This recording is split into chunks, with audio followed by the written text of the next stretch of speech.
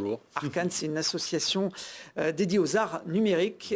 Stéphane, au Canada, est-ce que vous venez du Canada avant d'être venu, vous êtes établi à Grenoble. Il y a aussi ce système de vélo-taxi En période estivale, on peut retrouver dans les régions touristiques, donc le Vieux-Port de Montréal, mais bien sûr, dès qu'on rentre dans la partie hivernale, c'est moins facile. la mission est beaucoup plus compliquée. Vous tournez toute l'année, Gloria, quand il y a de la neige Sans problème. Vous avez les pneus neige sur votre triporteur. Bon, il y a un peu mieux que le Canada, alors nous, en termes de vélo-taxi. Par contre, le Canada, c'est le pays du théâtre d'improvisation. Je crois que c'est né là-bas il y a une quarantaine d'années. En 77, en fait, ça a été né à partir d'artistes qui souhaitaient renouveler un peu avec le monde du théâtre, donc de développer quelque chose de nouveau. Ils ont utilisé un peu le sport national du Canada, donc le hockey. Donc, ils ont adapté le théâtre avec une version de hockey pour former ce qu'on appelle aujourd'hui le théâtre d'improvisation. C'est pour ça qu'on retrouvait, notamment pour les arbitres, des maillots rayés comme on peut l'avoir sur les patinoires. Le décorum est basé vraiment sur le hockey. On retrouve, comme vous dites, le maillot de l'arbitre, mais également la patinoire, le sifflet, les cartons. Donc. Alors ça, c'est venu évidemment en France. Ça fait déjà un bout de temps maintenant que les troupes théâtrales d'improvisation se développent. Le principe, en quelques mots, pour ceux qui n'auraient jamais entendu parler de théâtre d'impro. Déjà, lorsqu'on parle de théâtre d'impro, il y a le mot théâtre. En fait, on parle de théâtre d'improvisation, mais ce n'est pas réellement du théâtre. Donc, ce qu'on a fait, c'est qu'on a retiré les dialogues qui étaient appris par cœur du théâtre classique pour réinjecter en fait de l'interactivité avec le public. Et maintenant, c'est ça. Donc, on a vraiment les théâtres d'improvisation qui sont sans dialogue, sans préparation, ou presque, et avec une grande part d'interactivité avec le public. C'est le public qui décide des thèmes, des différentes joutes qu'il peut y avoir ensuite entre les comédiens. En fait, à Grenoble, on retrouve beaucoup de troupes d'impro. Chaque troupe a développé des formats qui sont un peu propres à eux.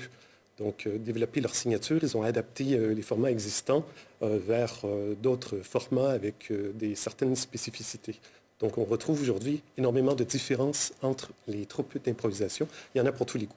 Et la vôtre, j'ai envie de dire, elle a le pompon, puisque c'est la seule troupe d'impro de la capitale des Alpes à pratiquer le théâtre d'impro en anglais, dans la langue de Shakespeare. À ma connaissance, moi, je n'en connais pas d'autres. Lorsque je suis arrivé ici à Grenoble il y a quand même quelques années, j'ai réalisé très rapidement qu'il y avait une effervescence autour du monde associatif et tout particulièrement au niveau de l'improvisation. On regarde un petit peu les publicités, les journaux, on voit que la programmation à Grenoble au niveau de l'improvisation est très dense, très diversifiée et les spectacles, la plupart, affichent complet. Donc il y a vraiment une grande demande en fait au niveau de l'improvisation. Alors, le fait d'improviser en anglais, forcément, ça demande déjà de maîtriser la langue. Vous ne donnez pas de cours d'anglais, il faut maîtriser... Ouais. Alors, lorsque je suis arrivé ici, quand j'ai vu l'effervescence, j'ai fait, c'est génial, j'ai joint les groupes, j'ai fait de la scène moi-même. Par contre, il manquait quelque chose. Et j'ai voulu combler ce petit quelque chose en ouvrant, entre autres, l'improvisation aux expatriés. Il y en a beaucoup à Grenoble ou dans la région aussi, avec le polygone scientifique, les écoles d'ingénieurs. Donc, j'ai voulu apporter l'improvisation en anglais. Par contre, j'avais une crainte. Est-ce qu'on a assez d'expats? Est-ce que les francophones, parce que ça, c'est pas une troupe réservée aux expats uniquement, est-ce que les francophones vont accepter de sortir de la zone de confort et aussi tenter l'aventure de jouer en anglais? Donc, j'ai lancé la première troupe en septembre dernier. Bon, ça fonctionne, vous avez des amateurs d'impro qui jouent le jeu, oui. Que ce soit des Français ou des Anglais, vous l'avez dit. Le public aussi, parce qu'il faut pouvoir comprendre le dialogue, ça segmente forcément votre public? Au niveau des participants, on a comblé les places de l'atelier à l'intérieur de 2 semaines. Donc c'est déjà un beau succès. Probablement un jour, on aura plusieurs troupes anglophones à Grenoble, ça sera à voir. Donc ça, c'était la première partie. Le deuxième, c'était de conquérir un peu le public. Déjà de faire connaître la troupe. Donc, ce qu'on a fait, on a créé ce qu'on appelle les improv meet-up.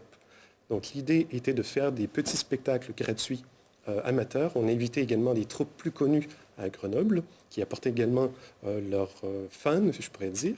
Et on présentait à ce moment-là un spectacle complètement en anglais. Et on a eu plusieurs retours. Les gens aiment bien autant les joueurs de jouer en anglais que les francophones ou les expats qui viennent dans l'assistance voir le spectacle. C'est quelque chose de nouveau et on s'amuse bien. Je vous propose d'ailleurs, je ne sais pas si vous êtes bilingue, mais de regarder un petit extrait de ce que ça peut donner. Ce n'est pas sous-titré, et même si comme moi vous ne maîtrisez pas complètement l'anglais, on arrive quand même à comprendre l'esprit. Biceps! My biceps they're really strong. Really strong? That can't be. Yeah. Woohoo! So strong! Great, but do you think that they're strong enough? Super strong! Okay, but... I would no. Karate may be your best bet to get super strong biceps. I can feel the power, and I know you can do it.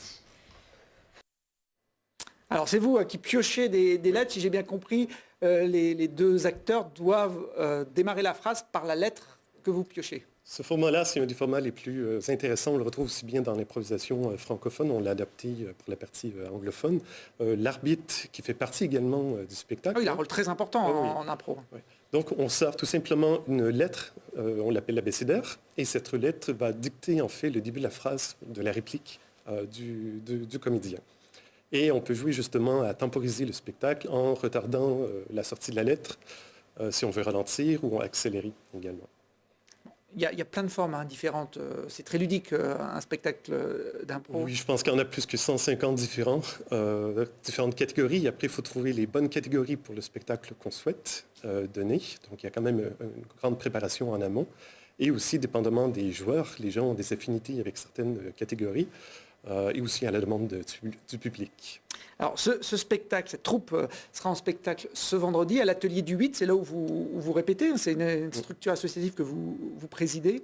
Oui, l'atelier du 8, en fait, c'est un lieu qui existe à Grenoble depuis très longtemps. Au tout début, on l'a retrouvé la première fois en 2006 sur rue des Bons Enfants, au numéro 8, d'où l'atelier du 8. Entre-temps, la programmation a bien changé, tout. Et depuis 2013, en fait, on est passé aux 2 rues Raymond-Banque. On est tout près de la gare. D'ailleurs, on va fêter nos 20 ans bientôt, dans 7 ans, finalement. Ah, ça va. Oui. il faut être prévoyant. Et c'est vraiment un lieu qui est associatif. On s'est géré complètement par des bénévoles. Et c'est un lieu propice pour créer du lien avec des personnes qui souhaiteraient faire des spectacles amateurs. Là, on voit de l'improvisation, on a énormément de spectacles, mais on offre aussi des cours et on a des scènes ouvertes, on a des expositions. C'est très varié. Et je vous invite fortement à aller voir la programmation sur notre site web. Il y a le site internet de l'atelier du 8. Et puis le spectacle en anglais, ce sera donc ce vendredi 24 mai. J'ai reconnu sur les images quelqu'un que je connais bien à Télé-Grenoble, puisque je travaille avec elle tous les jours. C'est quelqu'un de votre équipe c'est qui fait Charlotte partie de la troupe. Qui fait partie de la troupe. Elle est une bonne improvisatrice. Elle est très bien. Ouais. Très bien. Vous ne dites pas ça parce qu'elle est susceptible de regarder, Stéphane. Hein, c'est sincère. Bon, elle est bonne aussi journaliste, donc très douée, cette Charlotte. Et puis si on a des interviews en anglais, en général, effectivement, on passe par elle parce qu'elle maîtrise bien cette langue. Comment on dit art numérique en anglais? Digital arts. Oui, je pense que ce serait la plus simple définition. Digital art. Bon, je sais pas si Canada et le Québec est quand même un des berceaux des arts numériques. Aussi. Ouais, c'est une référence au internationale Québec, en la matière. Ils sont précurseurs dans pas mal de choses, nos amis québécois. Je ne sais pas si ce sera un bon thème d'improvisation, l'art numérique. Je le garde en tête. Ça peut faire pour le prochain spectacle. Même si ça vient du Québec, les arts numériques